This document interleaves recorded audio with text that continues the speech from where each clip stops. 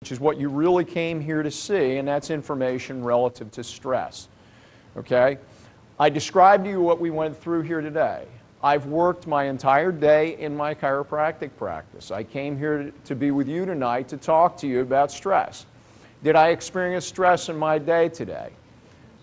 I'd say I did a little bit, sure, and each one of you did as well, right?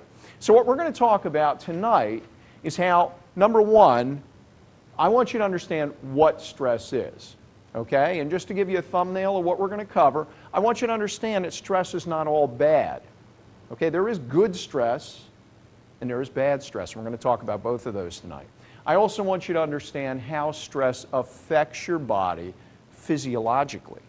Okay, I want you to look at some of the changes that occur in your system, in your body, as a result of stress that we consider to be diseases. Okay, and I'm going to talk to you about the fact that 80% of what most people go to see a doctor for is stress related. Directly related to stress that you encounter in your daily experiences throughout the day. So we're going to talk about that. And then we're going to talk about what you do about stress, because that's really what you want to hear tonight. Okay? How can I deal with it? What do I do? And I'll give you a smattering of some of what we do at the center, and I'll give you a smattering of some of what we do in our chiropractic practice and how it affects stress, and I'll give you a smattering of some things that you can do to help with it. Okay? So let's talk about how stress is actually killing you. So what is stress? The definition of stress is this. It's a factor that induces bodily or mental tension, right? Stress is tension. You get stressed out, and it creates tension either mentally and or physically. And I'm going to tell you tonight, you cannot separate the two things. You cannot separate your mind and your body.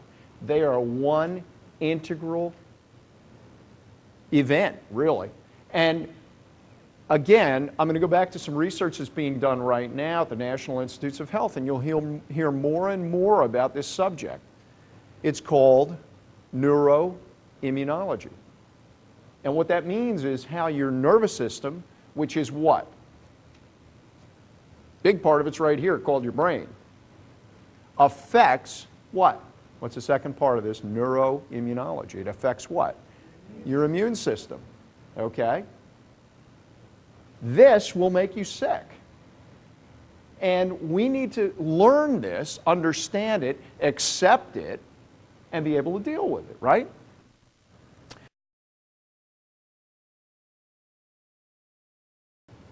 Well, you also have good stress. Think about the first time you ever went out on a date with somebody. What happened? You got butterflies in your stomach. You got all giddy and excited. Okay? Think about when you were a kid and Christmas was coming. How did you feel? You're all excited for like 3 weeks before it got here, and as every day passed, you got more and more excited. Or when summer vacation was coming. You got to think back on some of these things a little bit. That was good stress. It's stress, but you're good, you're elated, you're happy.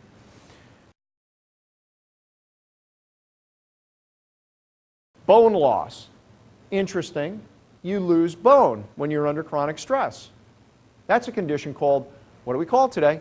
Osteoporosis, right? There's a breakdown of muscle and connective tissue.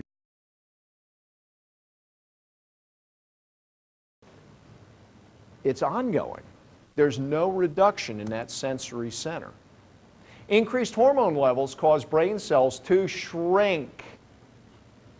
It increases the potential for Alzheimer's disease, and it changes in cognition. Your ability to think, essentially, is affected by chronic stress.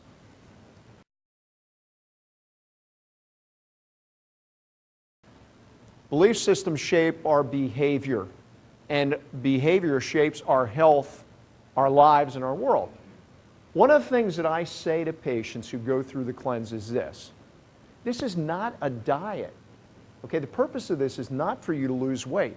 You will lose weight as a result of doing this, but that's not the purpose. Our purpose is to teach you what's good for your body and what's bad for it, what's food and what's product. You don't want to eat product. So essentially what we're doing is we're changing your belief system about what goes into your mouth. Now, you can go to Jenny Craig, you can go to Weight Watchers, you can go to all these places and you'll lose weight. Guaranteed you'll lose weight. But as soon as you stop, you're going to gain it back again. Why? Because you didn't change your belief system. Okay? Belief system's important. You can change it as long as you can assimilate it into your brain and you have a good enough reason to do that.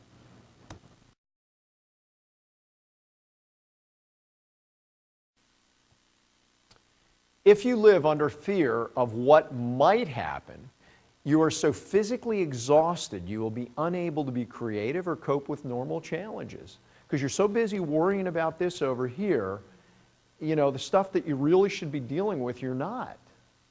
Because you're paralyzed, you're afraid to.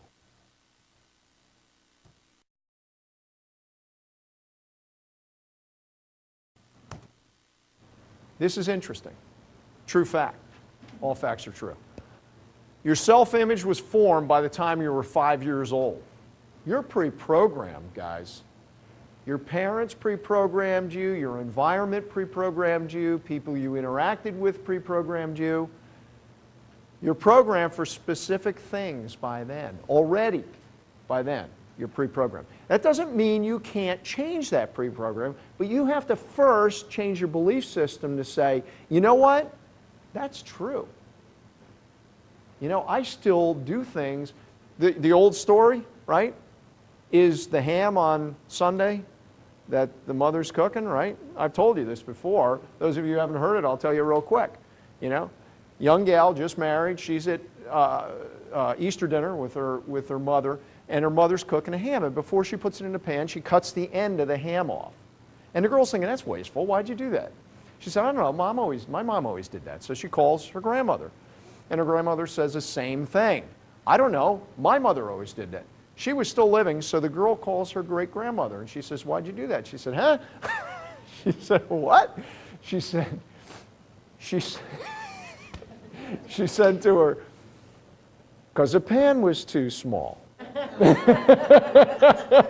So why do we do things? We do them because somebody else told us, or it's the way it was done. I mean, it doesn't mean it's right. No one can make you mad, right?